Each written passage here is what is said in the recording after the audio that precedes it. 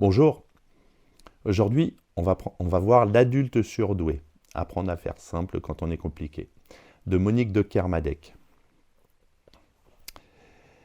C'est une psychologue clinicienne et psychanalyste, et elle propose une plongée dans l'univers intérieur des adultes à haut potentiel intellectuel, les fameux HPI. Loin des clichés de réussite éclatante ou de génie socialement reconnu, elle dresse le portrait nuancé d'hommes et de femmes souvent en souffrance, confrontés à leur propre complexité. L'objectif du livre est de permettre à ces adultes de mieux se comprendre, d'accepter leurs différences et d'apprendre à vivre plus sereinement. Tout d'abord, reconnaître sa douance à l'âge adulte.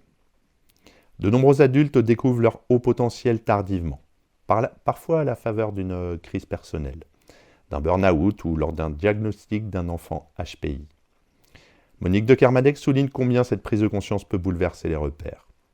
Elle permet d'expliquer un mal-être diffus, un sentiment d'inadéquation, mais elle peut aussi soulever des doutes et des peurs. La douance adulte se manifeste souvent par une pensée en arborescence, une grande intensité émotionnelle, un besoin de sens et une hypersensibilité. Ces traits, souvent mal compris dans l'enfance, ont pu être source de souffrance et de dévalorisation. Ensuite, elle nous parle de l'héritage de l'enfance. Le livre insiste sur l'importance de l'enfance dans la construction identitaire du surdoué adulte. L'autrice décrit plusieurs parcours types d'enfants HPI devenus adultes blessés, ceux à qui on n'a jamais dit qu'ils étaient différents, ceux qu'on a survalorisés, ceux qu'on a brimés ou mal compris. Ces expériences forgent des adultes qui doutent d'eux, qui surinvestissent le mental ou s'isolent pour se protéger. Le surdoué a souvent été confronté à des injonctions paradoxales. Sois intelligent mais pas trop. Réussis mais sans te faire remarquer. Ces messages ambigus ont contribué à un sentiment d'étrangeté vis-à-vis du monde. Elle aborde ensuite le poids de la complexité. La complexité cognitive du surdoué est source de richesse, mais aussi de confusion. La pensée en arborescence rend difficile la prise de décision, la focalisation sur une seule tâche ou la communication fluide avec autrui. L'intensité émotionnelle pousse à vivre les événements de manière extrême. Le besoin de cohérence et de justice rend la vie en entreprise ou en société parfois intolérable. Monique de Kermadec explore aussi les comportements d'auto-sabotage, le perfectionnisme, la procrastination, les doutes constants et la difficulté à trouver sa place professionnelle ou sociale. Elle aborde ensuite apprendre à faire simple. L'un des messages clés du livre est que la simplicité n'est pas une trahison en soi, mais une manière d'être plus en paix.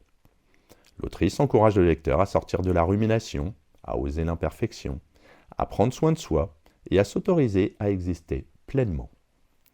Elle propose des outils concrets. Apprendre à repérer ses pensées automatiques, gérer l'anxiété par des pratiques de pleine conscience, poser des limites relationnelles, valoriser ses forces sans chercher à se conformer. Et en dernier, elle nous propose de s'épanouir dans sa différence. Le dernier chapitre s'ouvre sur l'idée que le haut potentiel n'est ni une tare ni une bénédiction, mais une composante de l'identité. Apprendre à faire simple, c'est aussi apprendre à s'aimer tel qu'on est, sans se comparer, sans se juger. L'auteur insiste sur l'importance de la relation à l'autre. S'entourer de personnes bienveillantes, trouver des espaces d'échange entre pairs, mais aussi accepter la solitude choisie quand elle devient source d'énergie. Elle invite enfin à renouer avec ses aspirations profondes, la créativité, la quête de sens, l'engagement. L'épanouissement du surdoué adulte, pour elle, passe par l'acceptation de son unicité. Si on analyse le livre, on peut dire que c'est un ouvrage accessible et bienveillant. L'auteur réussit le pari de rendre accessible la complexité du haut potentiel et intellectuel à un large public. Son style est clair, fluide et jamais technique. Elle utilise des exemples concrets, des témoignages et des situations vécues pour illustrer ses propos, ce qui rend la lecture vivante et engageante. L'approche est profondément bienveillante. L'autrice ne cherche pas à corriger ou normaliser le surdoué, mais à l'inviter à s'aimer davantage, à reconnaître ses blessures et à faire la paix avec son histoire. Loin d'un discours élitiste, elle parle aux adultes en souffrance, à ceux qui se sont sentis un peu trop, toute leur vie. Il y a une démarche psycho-éducative efficace également dans le livre.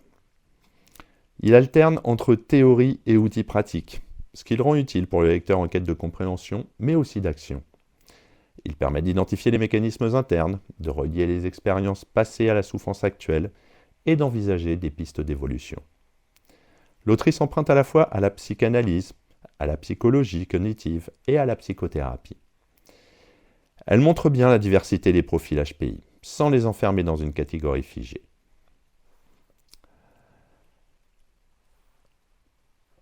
Il n'y a pas de personnage à part entière dans le livre, mais il y a plusieurs types en fait, de HPI. Pour elle, il y a le HPI caméléon. Donc, ce profil a appris à se fondre dans le moule, à cacher sa différence pour être aimé. Il vit souvent une vie normale, mais avec un sentiment de vide intérieur ou d'ennui chronique. Il peut faire un burn-out, une dépression à mi-parcours. Il y a le HPI rebelle ou marginal.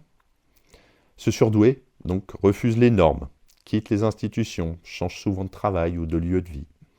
Il cherche la liberté à tout prix, mais peut souffrir d'instabilité affective ou financière. Son défi est d'apprivoiser son intensité sans se couper du monde. Il y a le HPI hyper adapté et performant.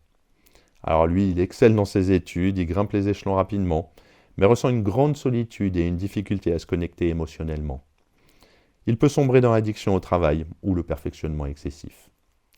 Et enfin, le HPI en quête de sens, très présent dans le livre. Ce profil est en perpétuelle recherche. Il veut comprendre, apprendre, donner un sens à sa vie. Il peut être attiré par la spiritualité, le développement personnel ou les métiers de l'aide. Sa richesse intérieure est grande, mais son exigence envers lui-même le freine souvent. Les portraits, en fait, les différents portraits permettent au lecteur de se projeter, de se reconnaître et de comprendre que nos propres aspirations paradoxales ont une certaine logique. Pour conclure, c'est un ouvrage pour toute personne se reconnaissant dans une forme de pensée complexe, hypersensible et souvent en décalage avec le monde environnant. Monique de Kermadec réussit à donner des clés de lecture, de compréhension, mais également de transformation. Le livre se distingue par sa bienveillance, son ton rassurant et ses propositions concrètes pour se réconcilier avec soi-même. Il ouvre des pistes vers une forme d'équilibre, non pas en reniant sa singularité, mais en l'habitant plus sereinement. C'est aussi un appel à sortir de la honte, du camouflage, de la culpabilité, pour aller vers une vie plus simple, plus vraie, plus en accord avec nos aspirations profondes. En ce sens, le livre dépasse la seule question du HPI. Il parle à tous ceux qui se sont sentis trop ou pas assez et leur propose un chemin de libération intérieure. À bientôt.